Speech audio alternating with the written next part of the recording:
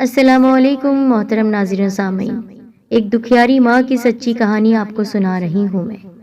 میرے بیٹے نے مجھ سے میرا اپنا گھر چھین لیا۔ آئیے اسی ماں کی کہانی اس کی اپنی زبانی سنتے ہیں، سبق حاصل کرتے ہیں۔ گزارش کرتی ہوں ہمارے چینل سعیدہ وائس کو سبسکرائب کر دیں اور ساتھ ہی بیل کو پریس کریں۔ رابعہ میری بہت اچھی دوست ہے۔ وہ ایک اولڈ ایج ہوم میں اکاؤنٹنٹ کے فرائض انجام دیتی ہے۔ میں اس کے پاس آفس جاتی رہتی ہوں۔ ایک شام جب میں نے سوچا کہ رابعہ سے ملتی ہوں تو میں اس کے آفس جا پہنچی۔ رابعہ اس وقت وہاں پر موجود نہیں تھی۔ اس کی کولیگ نے مجھے انتظار کرنے کو کہا، وہ آدھے گھنٹے تک آ جائے گی۔ اب وہ وہاں پر موجود نہیں تھی۔ میرے لیے مناسب تھا کہ میں اس کا انتظار کروں۔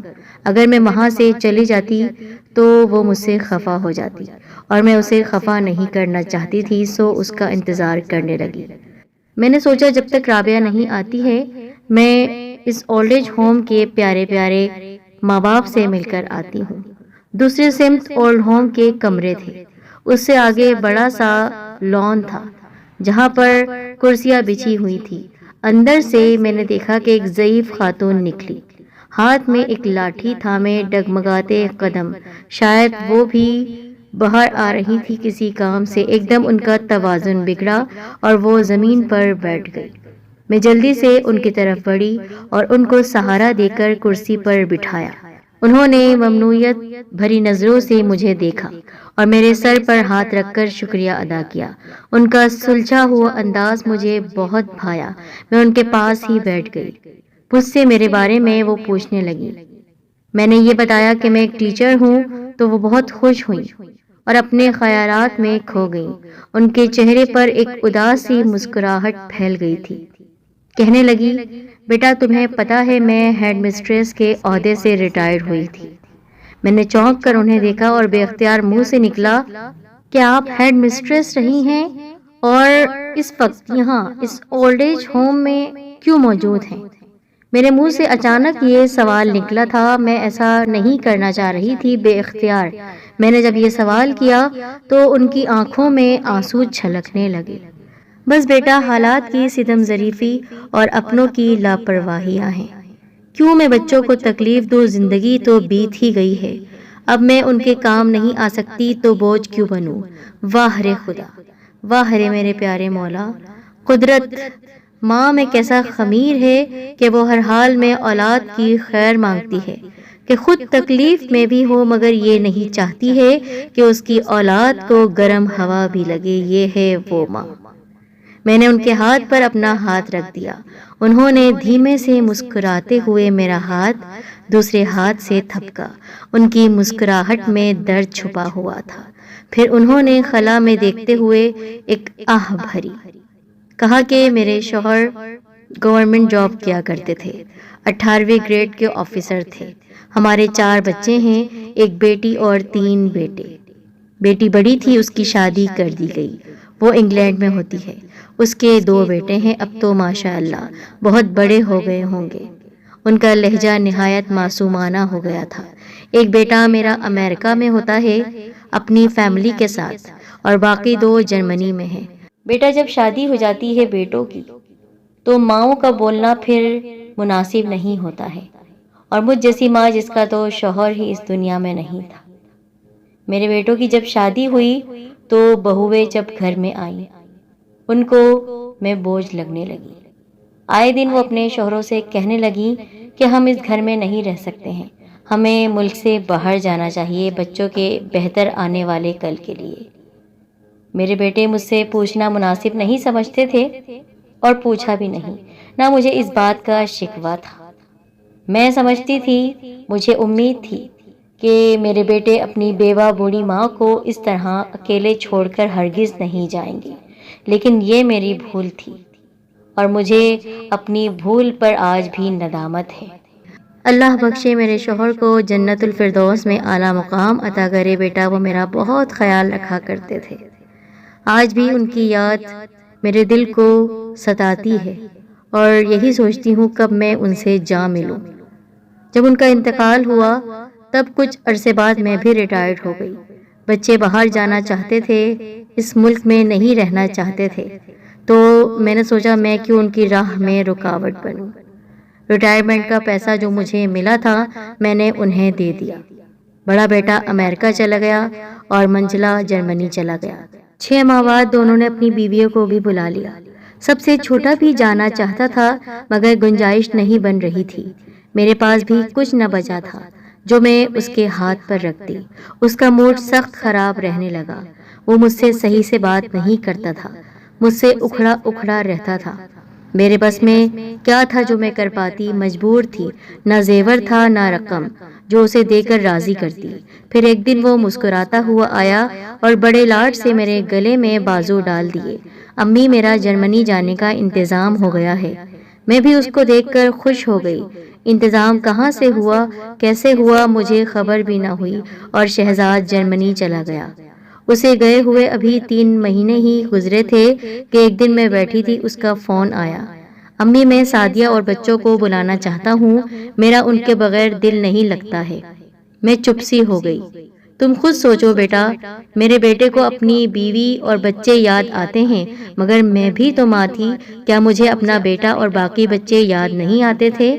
ان کی آنکھیں اور لہجے میں نمی اتر آئی۔ ایک ماں کا شدید دکھ اس کے لہجے اور آنکھوں سے بہہ رہا تھا۔ پھر دوپٹے کے پلو سے اپنی آنکھوں کو صاف کرتے ہوئے کہنے لگی، چند دن بعد وہ 3 دن کے لیے آیا کہ بیوی بچے ساتھ لے جا سکے۔ اگلے دن اس کی فلائٹ تھی۔ رات وہ میرے پاس آیا اور کہا، امی ہم کل صبح جا رہے ہیں۔ میں نے کہا ٹھیک ہے بیٹا، جیسے تم خوش، میرا کیا ہے، پینشن سے گزارا ہو جائے گا۔ سکینہ بیوی میرے ساتھ ہیں، میرے پاس یہیں سو جایا کریں گی۔ تو وہ ہچکچاتے ہوئے کہنے لگا، وہ امی اصل میں آپ کو ایک حقیقت سے آشنا کرنا چاہتا ہوں۔ آپ سے اجازت نہیں لی میں نے، کیونکہ میں جانتا تھا آپ منع کر دیں گی، پر میں کیا کرتا، میرے جرمنی جانے کا انتظام نہیں ہو رہا تھا، اسی لیے میں نے یہ مکان بیچ دیا ہے اور اسی مکان کو بیچ کر جرمنی جانے کا انتظام کیا تھا اور 3 مہینے کا وقت لیا تھا، اسی لیے اب 3 مہینے بعد میں واپس آیا ہوں، اپنے بیوی بچوں کو لے کر جا رہا ہوں۔ یہ سن کر میرے پاؤں تلے سے زمین نکل گئی، نہ چھت رہی نہ پاؤں کی زمین۔ 4 جوان مضبوط بچوں کی ماں بے سائباں ہو گئی۔ میں صرف اس کو خاموشی سے دیکھتی رہی۔ بیٹا، تو نے تو ماں کے لیے یہ تک نہ سوچا کہ تیرے جانے کے بعد تیری ماں رہے گی کہاں؟ تجھے تو باہر جانا تھا، اس کی میں نے تجھ کو اجازت دی تھی، تجھ سے پیسے بھی نہیں مانگے تھے، پر بیٹا میری چھت تو مجھ سے چھین کے نہ جاتا، میرے شوہر کا گھر تو مجھ سے نہ چھین جاتا۔ وہ تو اس دنیا سے چلے گئے، میرے لیے یہ مکان چھوڑ گئے تھے تاکہ ان کے جانے کے بعد میں یہاں پر سکھ چین سے عزت کی زندگی گزار سکوں، پر بیٹا تم لوگوں نے تو اپنی ماں کو بے آسرا کر دیا۔ ایک بار پلٹ کر نہیں پوچھا کہ ماں ہمارے بعد تمہارا کیا حال ہے؟ اپنے بچوں کی تم کو فکر ہے، اپنی ماں کی فکر نہیں۔ لیکن میں صرف خاموش تھی۔ اگلے دن میرا وہ چھوٹا بیٹا مجھے یہاں چھوڑ گیا، اولڈ ایج ہوم میں۔ 12 سال بیت گئے ہیں بیٹا، انہوں نے پلٹ کر میری خبر نہ لی۔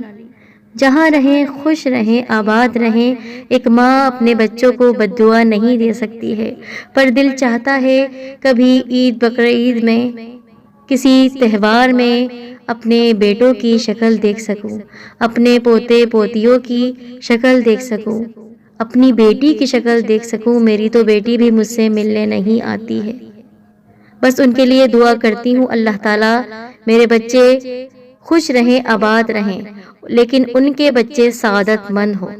جو دکھ میرے بچوں نے مجھے دیا ہے وہ دکھ ان کو نہ ملے، ان کو کبھی نہ ملے، کیونکہ میں نہیں چاہتی جو زندگی میں گزار رہی ہوں میرے بچے بھی ایسی زندگی گزارے۔ اور وہ اپنی آنکھیں دوپٹے کے پلو سے صاف کر کے کھڑی ہو گئی۔ اچھا بیٹا، نماز کا وقت ہو گیا ہے۔ وہ میرے سر پر ہاتھ رکھ کر آہستہ آہستہ لاٹھی کے سہارے اندر کی طرف بڑھ گئی، اور میں اس وقت ساکت بیٹھی ہوئی رو رہی تھی۔ کیا اسی لیے، اسی دن کے لیے ایک ماں اتنی قربانیاں دیتی ہے، اپنے بچوں کو جوان کرتی ہے، اپنے زیورات بیچتی ہے، اپنے پیسے تک بچوں کو دے دیتی ہے کہ بچہ خوش رہے؟ بچہ ایک چیز کی خواہش کرتا ہے، ماں پلٹ کر پوچھتی نہیں ہے کہ بیٹا میں انتظام کیسے کروں گی، بس انتظام ہو جاتا ہے۔ تو کیا صلہ اس صورت میں دیتا ہے کوئی بیٹا کہ آج اولڈ ایج ہوم میں ایک ماں بے آسرا بے سائباں یتیم بچے ہوتے ہیں، لیکن آج ایک ماں اپنے بچوں کے ہوتے ہوئے اس طرح زندگی گزار رہی ہے۔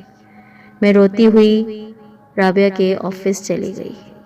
اس نے مجھ سے وجہ پوچھی رونے کی، لیکن وہ خود سمجھ گئی کہ آج میں کسی دکھیاری ماں سے مل کر آئی ہوں جو 12 برس سے اپنے بچوں سے ملی تک نہیں ہے، اور اسی طرح سسک سسک کر زندگی گزار دے گی اور اس دنیا سے خاموشی کے ساتھ چلی جائے گی۔ دعا کرتی ہوں کہ ان بچوں کو خیال آ جائے اس سے پہلے کہ ان کی ماں اس دنیا سے چلی جائے، اور ان کے سر سے ایک دعا کرنے والا ہاتھ اٹھ جائے اس سے پہلے ان کے بچے لوٹ آئیں، تاکہ پھر قدرت کے قہر کو وہ آواز نہ دیں، کیونکہ والدین کے ساتھ کیا گیا سلوک اچھا ہو یا برا ہو، پلٹ کر اولاد کے پاس ضرور آتا ہے، اولاد کی جانب ضرور آتا ہے۔ السلام علیکم۔